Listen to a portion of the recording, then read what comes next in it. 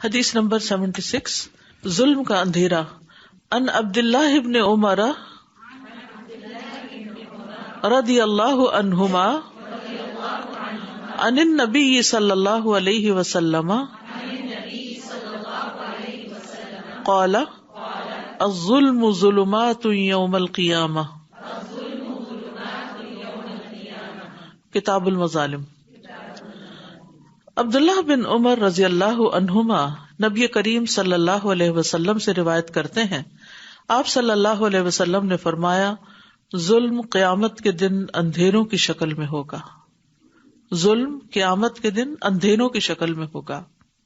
قاضی اعظ کہتے ہیں کہ یہ اپنے ظاہر پر ہی ہے کہ دنیا میں ظلم کرنے کی وجہ سے وہ ظلم کرنے والوں کے لیے کئی اندھیروں کا باعث ہوگا، اور ظالم قیامت کے دن صحیح رستے پر یعنی جنت کے رستے پر نہیں چل سکے گا. سورۃ الحدید میں اللہ تعالیٰ فرماتے ہیں، یسعی نورہم بین ایدیہم و بایمانہم، ان کا نور ان کے آگے آگے اور ان کی دائیں طرف دوڑ رہا ہوگا یا ان کے دائیں ہاتھ میں ہوگا، یعنی مومنوں کا نور. لیکن منافقین کا نور بجھ جائے گا. وہ شروع میں مومنوں کے نور کی روشنی میں چلیں گے، لیکن پھر وہ نور منافقین کے لیے نہیں رہے گا، اندھیرا ہو جائے گا. اور یہ پل صراط پر ہوگا جو کہ انتہائی باریک اور تلوار سے زیادہ تیز ہے، اور جس سے گزر کر ہی لوگ جنت میں جا سکتے ہیں، اور وہ لوگ پھر پل پار نہیں کر سکیں گے، اپنی منزل کو نہیں پہنچ سکیں گے. اور اسی طرح اندھیروں کی شکل میں ایک اور معنی بھی کیا گیا ہے کہ ان کے اوپر سختیاں ہوں گی. یعنی اندھیرے کیا ہیں؟ سختیاں. جیسے قرآن مجید میں آتا ہے، قل من ینجیکم من ظلمات البر والبحر، کہہ دیجئے تمہیں خشکی اور سمندر کے اندھیروں سے کون نجات دیتا ہے. تو اندھیروں سے مراد یہاں کیا ہے؟ مشکلات، سختیاں، سزائیں، تکلیفیں. تو ظلم میں دو چیزیں ہوتی ہیں بیسیکلی. ایک تو یہ کہ ایک انسان دوسرے انسان کے ساتھ زیادتی کرتا ہے، اس کا مال ناحق چھین لیتا ہے یا ویسے اس کا کوئی حق مار دیتا ہے. اور دوسرا یہ ہے کہ رب کی نافرمانی کی جاتی ہے. تو یعنی ظلم میں دوہرا گناہ ہوتا ہے. حقوق اللہ بھی پامال ہوتے ہیں اور حقوق العباد بھی، کیونکہ اللہ کا حکم نہیں مانا جاتا اور بندے کا حق رہ جاتا ہے. اور اصل میں ظلم اس انسان پہ کیا جاتا ہے جو اپنا بدلہ لینے پر قادر نہیں ہوتا. وہ اپنے لیے خود لڑ نہیں سکتا، وہ اپنا حق خود لے نہیں سکتا، وہ اپنا حق پروٹیکٹ نہیں کر سکتا. اور اسی طرح ایک معنی یہ بھی کیا گیا ہے کہ دل کا اندھیرا جو ہے یہ دراصل ظلم کا باعث ہے. یعنی ظلم اس وقت پیدا ہوتا ہے جب دل میں اندھیرا ہوتا ہے. جس دل میں ہدایت کی روشنی ہوتی ہے تو پھر وہ ظلم نہیں کرتا. جیسے ابھی بات ہوئی تھی نا کہ جب علم نہیں ہوتا تو یہ ساری خرابیاں ہوتی ہیں. تو بالکل اسی طرح جب ایمان نہیں ہوتا دل کے اندر، علم کی روشنی نہیں ہوتی، تو پھر انسان کے جب اندر اندھیرا ہوتا ہے تو وہ باہر ظلم کرنے لگتا ہے. اور جب ظلم کرتا ہے تو الٹیمیٹلی اس کے لیے اندھیرا ہو جائے گا. کیونکہ جو لوگ ایمان والے ہوں گے اور جن کے اندر تقویٰ ہوگا ان کو تو نور دیا جائے گا، اور قیامت کے دن وہ اپنے نور کے روشنی میں چلیں گے. لیکن جن کے پاس نور نہیں ہوگا وہ اندھیروں میں بھٹکتے پھریں گے. دنیا میں بھی اندھیرے اور آخرت میں بھی اندھیرے. تو یاد رکھیے اللہ تعالیٰ نے ظلم کو حرام قرار دیا ہے. نبی صلی اللہ علیہ وسلم نے فرمایا، اللہ تبارک و تعالیٰ فرماتے ہیں، اے میرے بندو، میں نے اپنے اوپر ظلم کو حرام قرار دیا ہے اور میں نے تمہارے درمیان بھی ظلم کو حرام قرار دیا ہے، تو تم ایک دوسرے پر ظلم نہ کرو. یعنی اللہ سبحانہ تعالیٰ نے اپنے اوپر ظلم حرام قرار دیا. اسی لیے فرمایا نا، وما انا بظلام للعبید، میں اپنے بندوں پر ظلم کرنے والا نہیں ہوں. تو بندوں کو بھی بندوں پر ظلم نہیں کرنا چاہیے. اسی طرح ایک حدیث میں آتا ہے، وہ بھی صحیح بخاری کی ہے، کہ المسلم اخو المسلم لا یظلمہ ولا یسلمہ، کہ ایک مسلمان دوسرے مسلمان کا بھائی ہے، نہ خود ظلم کرتا ہے اور نہ کسی اور کو کرنے دیتا ہے. تو اس سے کیا پتا چلتا ہے کہ اگر آپ دیکھتے ہیں کہ کوئی اور کسی پہ ظلم کر رہا ہے تو اس کو بھی روکنا چاہیے. پھر اسی طرح جو شخص ظلم کرتا ہے وہ اللہ کی ہدایت سے محروم ہو جاتا ہے. ظالم شخص کو اللہ ہدایت نہیں دیتا. واللہ لا یہدی القوم الظالمین. پھر اسی طرح ایسا شخص اللہ کی محبت سے محروم ہو جاتا ہے. واللہ لا یحب الظالمین. اللہ ظالموں سے محبت نہیں کرتا. ظالم کو اللہ تعالیٰ مہلت دیتا ہے لیکن پھر اچانک پکڑتا ہے، اور جب پکڑا جاتا ہے تو پھر اس کے پاس چھٹکارے کا کوئی راستہ نہیں ہوتا. رسول اللہ صلی اللہ علیہ وسلم نے فرمایا، بے شک اللہ ظالم کو مہلت دیتا رہتا ہے لیکن جب اسے پکڑتا ہے تو پھر اسے نہیں چھوڑتا. پھر آپ صلی اللہ علیہ وسلم نے اس آیت کی تلاوت کی، کذالک اخذ ربک اذا اخذ القری وہی ظالمہ ان اخذہ علیم شدید. اور تیرے رب کی پکڑ اسی طرح ہے جب وہ بستی والوں کو پکڑتا ہے جو اپنے اوپر ظلم کرتے رہتے ہیں، بے شک اس کی پکڑ بڑی تکلیف دینے والی اور بڑی ہی سخت ہے. یعنی پہلے اللہ تعالیٰ مہلت دیتا ہے، پھر اچانک اس کو پکڑ لیتا ہے، اور رب کی پکڑ جو ہے وہ بہت سخت ہے. اللہ سبحانہ وتعالیٰ ہمیں معاف کر دے اور ظلم کرنے سے بچائے کہ کسی کے اوپر بھی، کسی انڈیویجول کے اوپر، کسی آرگنائزیشن کے اوپر، کسی بھی طرح کا، چاہے مال سے، چاہے کسی کو فزیکلی ٹارچر کر کے، یا کسی کے اوپر الزام تراشی کر کے، یا اس کو گالی گلوچ کر کے، یا اس پہ جھوٹے الزام لگا کے، یعنی ہر طرح کا ظلم اس میں آ جاتا ہے.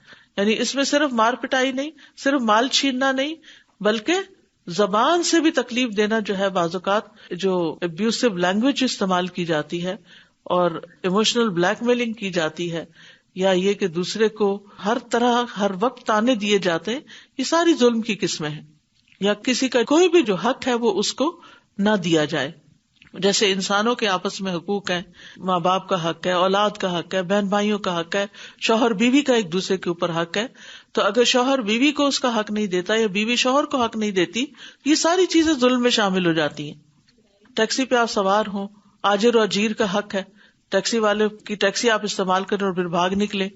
کسی دکاندار سے آپ کوئی چیز خریدیں، آپ اس کو لے کے پیمنٹ ہی نہ کریں.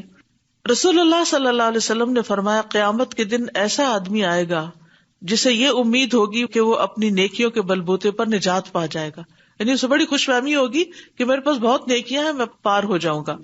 لیکن اس نے جن پر ظلم کیا ہوگا وہ کھڑے ہو جائیں گے اور آ کر اس کی نیکیاں لیتے رہیں گے.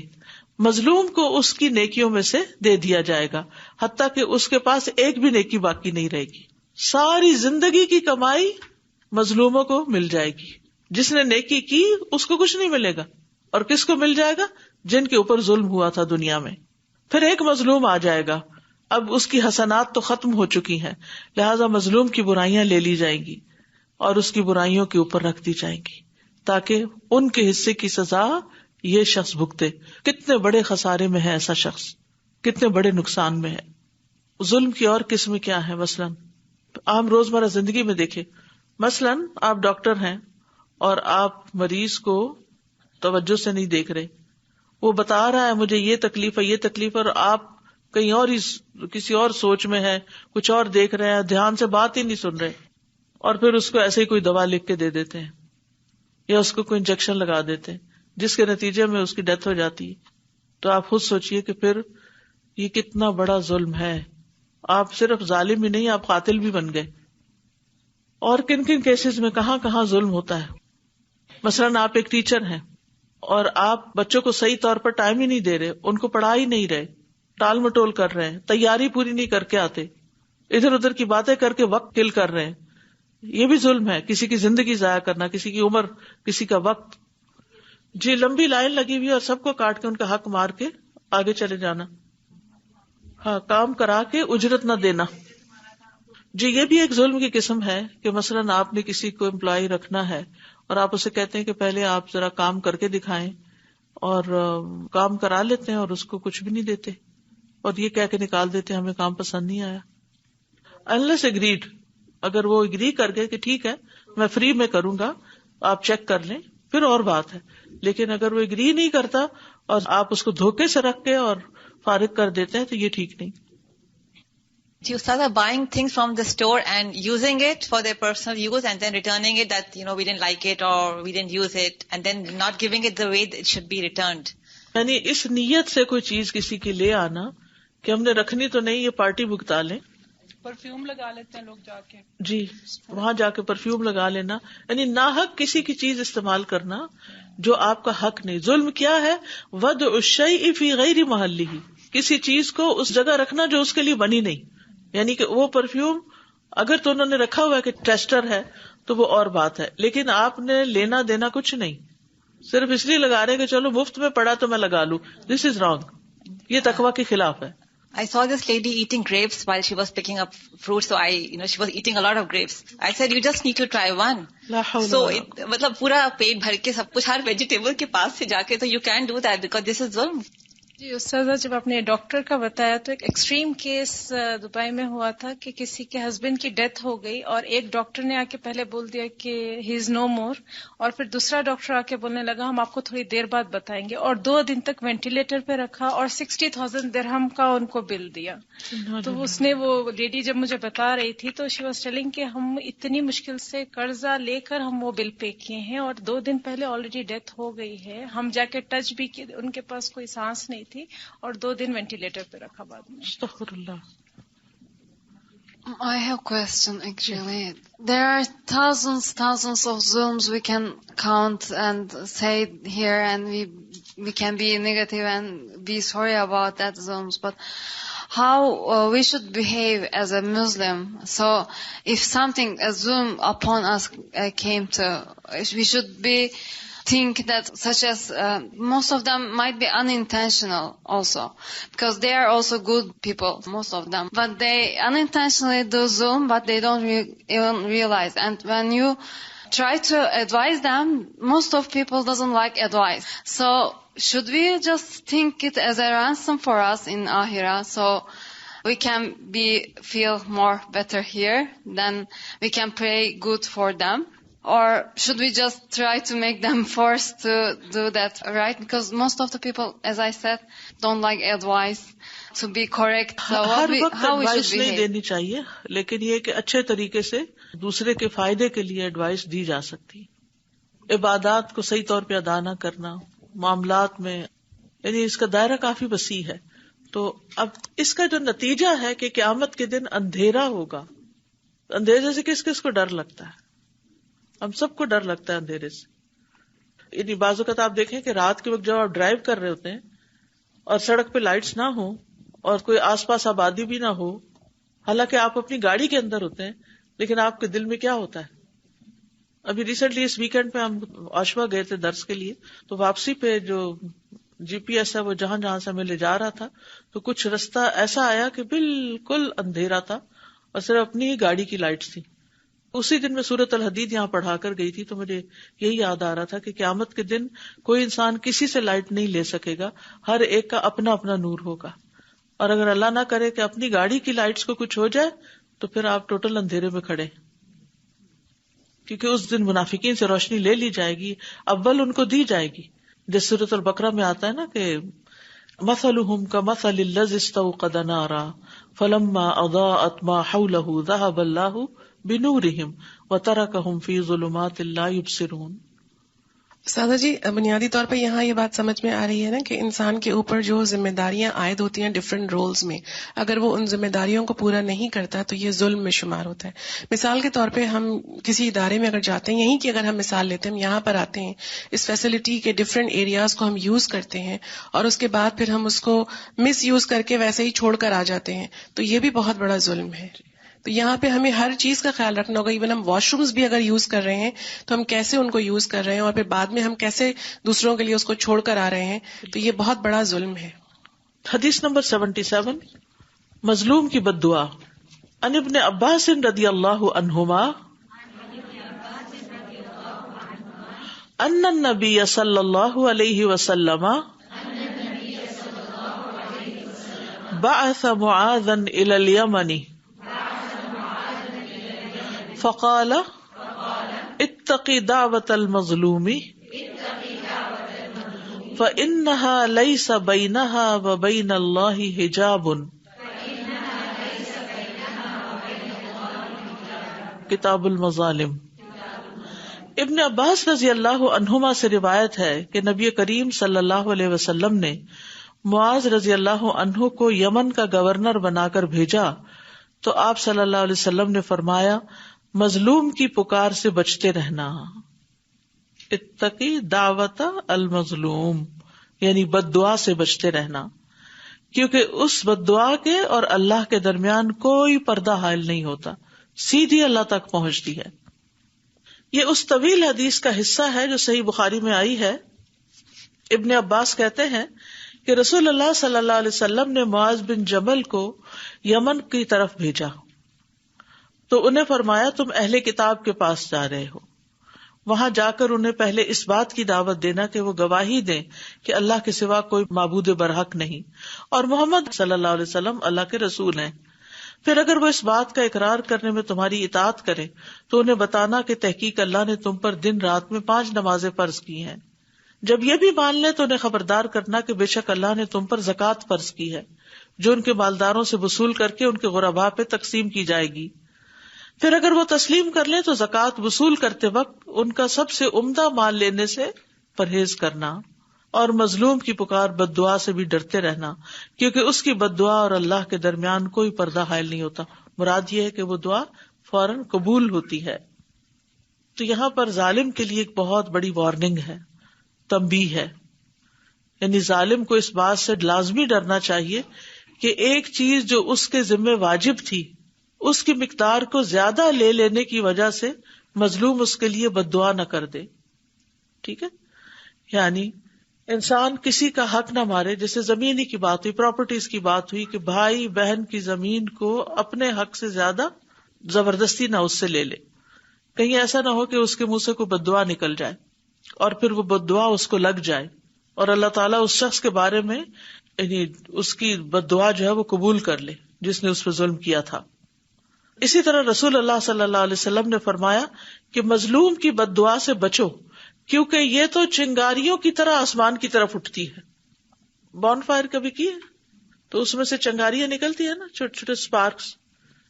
تو اس کی مثال دے کے سمجھایا گیا بد دعا جو ہے نا وہ دل جلتا ہے نا، دل کے اندر ایک جلن اور کڑن ہوتی ہے تو وہ نکلتی ہے اور وہ چنگاریوں کی طرح اوپر چڑھتی چلی جاتی ہے، اوپر کو اوپر کو اوپر کو. اسی طرح آپ نے فرمایا 3 دعاؤں کی قبولیت میں کوئی شک نہیں. نمبر 1 مظلوم کی دعا، نمبر 2 مسافر کی دعا، نمبر 3 باپ کی اپنے بیٹے کے خلاف بد دعا کرنا. مظلوم اگرچہ کافر ہو، مظلوم اگرچہ مسلم نہ ہو، یعنی بعض اوقات ہم کہتے ہیں کہ یہ تو مسلم کی شاپ نہیں ہے، نان مسلم کی ہے، چلو یہاں سے تو کچھ بھی شاپ لفٹنگ کر لو یا پاکٹ پکنگ کر لو، یہ کون سا مسلمان ہے. جیسے بنی اسرائیل کہتے تھے نا لیسا علینا فی الامیین سبیل، امیوں کے بارے میں ہم سے کچھ نہیں پوچھا جائے گا. یعنی عربوں کے بارے میں ہم جو بھی کریں تو ہمارا حساب نہیں ہونا. لیکن کیسے نہیں ہونا؟ کسی بھی انسان پہ ظلم، چاہے وہ مسلم ہے نان مسلم ہے، یہ روا نہیں، یہ جائز نہیں. اسی طرح اگرچہ کوئی انسان گناہگار ہو، بعض اوقات ہم کہتے ہیں یہ فلاں شخص اس کے اندر اتنی بری عادتیں ہیں، یہ تو ایسا اور ویسا ہے، یہ چیز کا حقدار نہیں ہے، اس کو تو دو ہی نہ. جیسے کئی ماں باپ اپنے نافرمان بچے کو کیا کرتے ہیں، آگ کر دیتے ہیں. تو آگ کرنے کا آپ کو اختیار نہیں ہے، آپ نہیں کر سکتے آگ، کیونکہ ہدایت تو اللہ کے ہاتھ میں، وہ کبھی بھی دے سکتا ہے. تو اسی طرح مظلوم اگرچہ فاجر ہو، کافر ہو کا تو اوپر پڑا نا، اگرچہ وہ مسلم نہ بھی ہو، آپ صلی اللہ علیہ وسلم نے فرمایا مظلوم اگرچہ کافر ہو اس کی بد دعا سے بچو، کیونکہ اس کے سامنے کوئی پردہ حائل نہیں ہوتا. اسی طرح اگر وہ فاجر ہو، فرمایا مظلوم کی دعا قبول کی جاتی ہے اگرچہ وہ گناہگار ہی ہو، بس اس کا گناہ اس کے اپنے نفس پر ہے. یعنی گناہ کی سزا وہ بھگتے گا، اس کو دیکھ کر تم یہ نہ سوچو کہ اس کے ساتھ تو جیسا چاہے رویہ اختیار کر لوں. یعنی ہمیں حق نہیں پہنچتا کہ اگر کوئی شخص غلط کام کرتا ہے تو ہم بھی غلط کام شروع کر دیں. ٹھیک ہے، وہ غلط کام اس کے ساتھ ہے، اس سے روک سکتے تو روکو، اور اگر نہیں روک سکتے تو تم اس کے ساتھ ظلم نہیں کرو.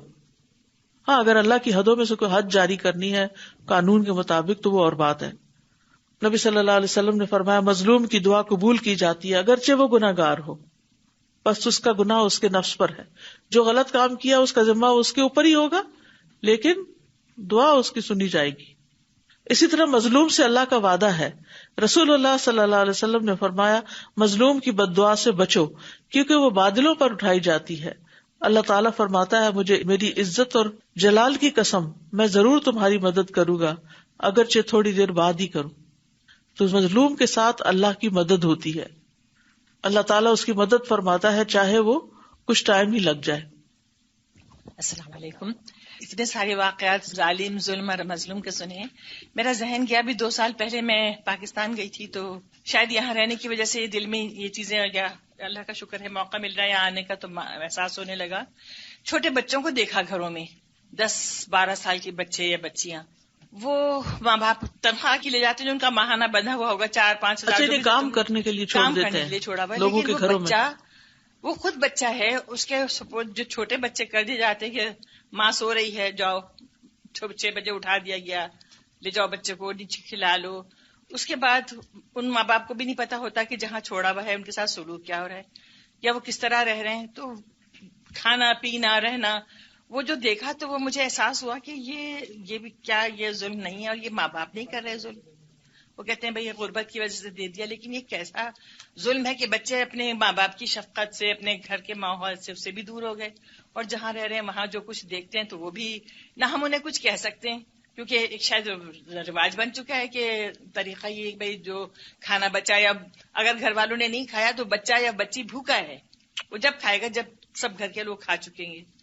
تو یہ ظلم دیکھ کے احساس ہوا کہ یہ اللہ تعالیٰ ہمیں سب بھی سمجھ دے. اور وہاں بول نہیں سکی، میں کچھ بھی نہیں کہہ سکی کہ یہ کیا ہو رہا ہے، یہ کیوں ہو رہا ہے.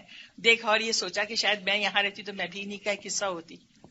کیونکہ وہ جو عام ہو جاتی ہے نا برائی، تو پھر اس کا برا ہونا محسوس ہی نہیں ہوتا.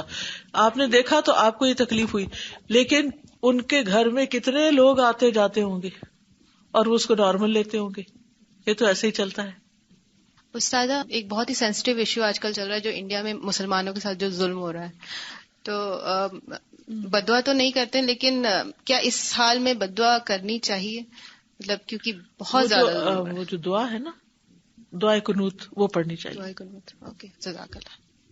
وہ مظلوموں کی دعا ہے. وہ یہاں ایک بات واضح کرتی چلی رہا ہوں کہ بچے ماؤں کو ستاتے ہیں تو ماؤں کو بہت سنبھل کے دعا بد دعا دینی چاہیے، کیونکہ بعض مائیں بچوں کے ستانے پر ان کو بہت بری بری باتیں کہتی ہیں. تو یہ آپ سب کو کان کھول کے سن لینا چاہیے. کبھی اپنے بچے کو بد دعا نہ دیں، اس کی ہدایت مانگیں، اس کے لیے خیر مانگیں، اللہ اس کو سمجھ دے، اللہ اس کو نمازی بنائے، اللہ متقی بنائے، جو بھی آپ کے دل میں. لیکن یہ نہ کہے کہ تمہارا بیڑا ہی غرق ہو جائے یا تمہارا ستیہ ناس ہو جائے، یا پتہ نہیں کیسے کیسے جملے بول دیتے ہیں غصے میں آ کے. ان سے بھی بچنا چاہیے. Ustazah ji, we had learned in the same chapter in Husn al-Khuluq and Unsur akhaka zaliman aw mazluman that we have to help at our believing sister or brother if we see them doing zulm. And the example that auntie gave with regards to, I actually saw, this people beating their young maid, girl or boy, and that happens very frequently back home. So, when I saw it, I actually went to them and like, you cannot do this. Subhanallah, there's going to be some kind of punishment that you're going to receive, or you're already suffering. Realize and don't magnify this. And also another example that was coming to my mind when you were mentioning that mazloom could be a kafir, a non-believer and whatnot. Another kind of sort of neutralized or justified zulm that I've seen many people doing in this society is they open credit card accounts under their own or somebody else's name. They use the max credit limit and then they'd say we don't have to pay it. They put a dispute on the charges. So whether it is hundreds of dollars or thousands of dollars, you put a dispute on the credit card, and because the companies are like, huge big corporations, so nobody really follows up, you put a dispute and that's it. But I was thinking how much zulm they're doing on their own selves, because on the day of Qiyamah, each and every dollar will be accounted for. So this is a very prevalent zulm because the credit card system itself sort of has that loophole and hope and allows it. So something that we all need to be very, very conscious that if we have any payments, if we have any loans, anything like that, we make sure that we are paying it right on time and we're not making these kind of excuses. This is treachery, this is fraudulent. Sometimes people don't pay taxes in countries that they say that the country is not giving them enough resources or enough benefits. But that's a haq to give the taxes. Whether they are not fulfilling their role, we still have to fulfill our. Okay, subhanak Allahumma wa bihamdika ashhadu an la ilaha illa anta astaghfiruka wa atubu ilaik. Assalamu alaikum wa rahmatullahi wa barakatuhu.